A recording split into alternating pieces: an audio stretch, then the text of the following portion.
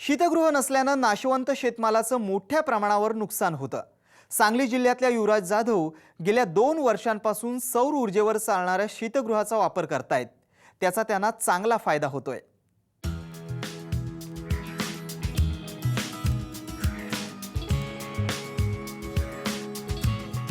शीतगृह नसल्यानं नाशवंत शेतमालाचं मोठ्या प्रमाणावर नुकसान होतं। दूध, फळे, भाज्या यांची नासाडी मोठ्या प्रमाणावर होते। त्यातच विजेची कमतरता असल्यानं नुकसानीचं प्रमाण वाढतं। त्यामुळे सौर ऊर्जेवर चालणारं शीतगृह अन्नधान्याची नासाडी थांबवण्यात उपयोगी पडते। सांगली जिल्ह्यातील मिरज तालुक्यातील कवलापूर इथल्या युवराज जाधव गेल्या 2 वर्षापासून सौर शीतगृहाचा वापर करतात। या शीतगृहामध्ये दूध, फळे आणि भाजीपाल्याची साठवणूक करतात। या शीतगृहात 2 ते 2.5 टन माल साठवता येतो।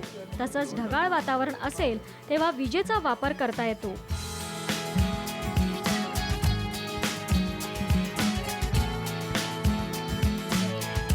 गेली 2 वर्ष आम्ही या शीतगृहामध्ये पालेभाज्या, फळे आणि माझ्या गोठ्याच्या माध्यमातून होणारं दूध मी या कोल्ड स्टोरेजमध्ये संकलन करून ठेवत असतो आणि त्याचा भरपूर मला उपयोग झालेला आहे। तर अशा पद्धतीचे कोल्ड स्टोरेज जर प्रत्येक शेतकऱ्यांच्या दारात जर असतील किंवा फळभाज्या फळ विक्रेते यांनी जर ठेवली तर पिकांचे होणाऱ्या फळभाज्यांची किंवा यांची नासाडी कमी होऊ शकते। प्लस जे लोड लावले आपण जे क्यूब आपण त्याला म्हणतो हे सगळं ऑटोमॅटिकली करतं। प्लस जे ऑल्टरनेट सप्लाय आहे जो आपण ह्याला दिलेला आहे की हा समजा की 5-6 दिवस कवडी कंडिशन असते तर आपण ह्याला एक असं पण सप्लाय केलेलं आहे की तुम्ही नॉर्मली आपला प्लग इन करू शकता। जसं आपण नॉर्मल आपला टीव्ही प्लग इन करतो तसं तुम्ही प्लग इन करून आपलं चालू शकता।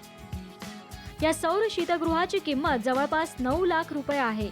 शेतकरी गट, बचत गटांना हे सौर शीतगृह उपयोगी आहे। सामान्य शेतकऱ्यांना सौर शीतगृह घेता यावं यासाठी सरकारनं अनुदान द्यावं यासाठी प्रयत्न करणार असल्याची माहिती कृषी अधिकाऱ्यांनी दिली आहे। शेतकऱ्यांसाठी अतिशय उपयुक्त असं हे कोल्ड स्टोरेज आहे की ज्यामध्ये कुठल्याही प्रकारच्या शेतकऱ्याला प्रत्येक महिन्याचा जो खर्च आहे तो कुठल्या प्रकारचा मेंटेनन्स फ्री असं हे कोल्ड स्टोरेज आहे।